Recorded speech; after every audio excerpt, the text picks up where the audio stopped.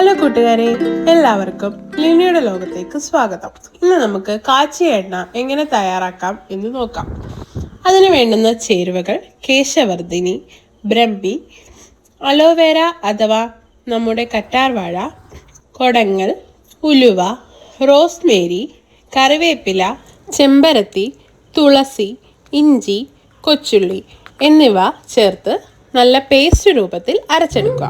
ശേഷം ഒരു ഇരുമ്പു ചട്ടിയിൽ 2 ലിറ്റർ വെളിച്ചെണ്ണ എടുത്തതിന് ശേഷം അതിലേക്ക് ഉലുവ, ഇഞ്ചി, കൊച്ചുള്ളി, റോസ്ബേരി എന്നിവ ചേർത്ത് നല്ലതുപോലെ ഇളക്കുക.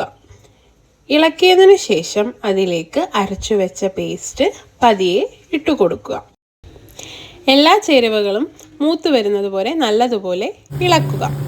ശേഷം തീ ഓഫ് ചെയ്ത് തണുത്തതിന് ശേഷം വേറൊരു ബൗളിലേക്കോ പാത്രത്തിലേക്കോ മാറ്റിയിട്ട് നിങ്ങൾക്ക് ആവശ്യാനുസരണം ഉപയോഗിക്കാവുന്നതാണ്. എൻ്റെ ഈ വീഡിയോ കൂട്ടുകാർക്കെല്ലാം ഇഷ്ടപ്പെട്ടുവെങ്കിൽ ലൈക്ക്, ഷെയർ ആൻഡ് സബ്സ്ക്രൈബ്.